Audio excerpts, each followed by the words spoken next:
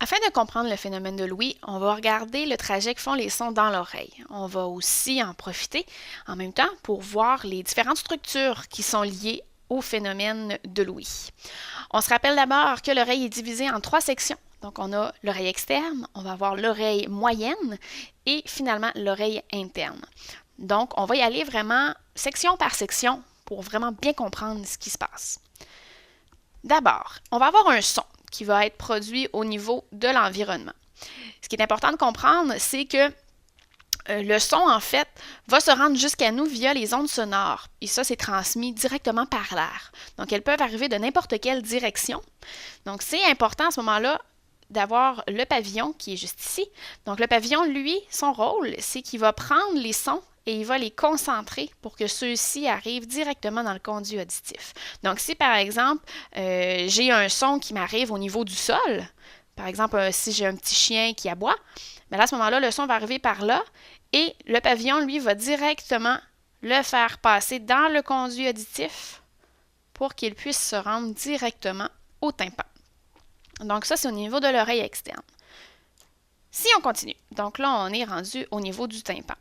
Donc, le tympan, lui, lorsqu'il va recevoir cette onde sonore-là, ça va le faire vibrer. Donc, il va osciller, si on veut, un peu comme la paroi d'un haut-parleur.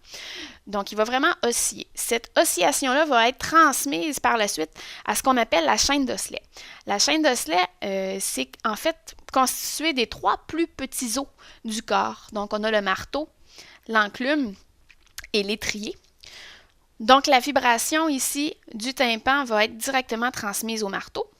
Le marteau, lui, lorsqu'il va vibrer, va faire une transmission à l'enclume qui va finalement se rendre jusqu'à l'étrier.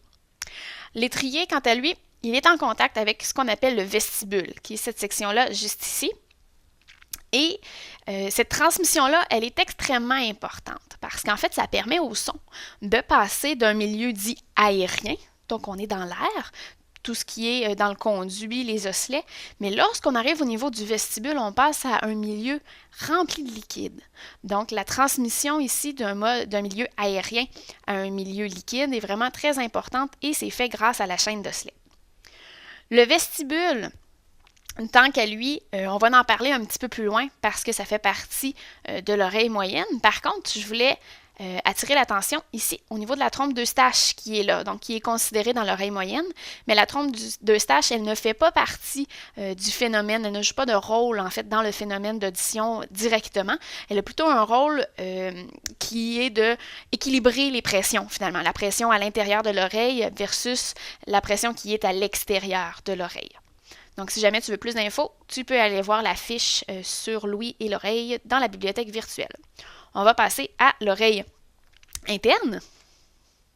Et voilà. Donc, là, on est rendu à ce bout-ci, où on a l'étrier, finalement, qui entre en contact avec le vestibule. Donc, le vestibule, lui, il est rempli de liquide et il débouche à 2 endroits différents. Il peut déboucher sur les canaux semi-circulaires ou sur la cochlée. Canaux semi-circulaires, pour faire une petite parenthèse, c'est en fait lié vraiment à l'équilibre, au sens de l'équilibre. Donc, encore là, au niveau de l'audition, on n'en tient pas compte. Nous, ce qui nous intéresse, c'est les sons qu'on entend. Donc, on va passer du vestibule à la cochlée. Et à l'intérieur de la cochlée, il y a un liquide. Et le liquide, lui, va percevoir les vibrations sonores qui vont affecter les cils à l'intérieur de la cochlée. Ces cils-là, en fait, c'est un peu comme des transformateurs. Ils vont vraiment faire la conversion des vibrations, donc mécaniques, si on veut, en influx nerveux. Et là, cet influx nerveux-là va partir dans les nerfs. Donc ici, c'est ce qui a été représenté en vert sur l'image. Donc, ils vont passer dans les nerfs pour éventuellement, on pourrait avoir le prolongement ici du nerf qui se rendrait au cerveau. Donc, évidemment, comme on parle de l'ouïe, de l'audition, on parle du nerf auditif. Et finalement, bien, le nerf auditif va se rendre jusqu'à l'aire auditive du cerveau. Et c'est vraiment à ce moment-là qu'on peut dire qu'on entend un son.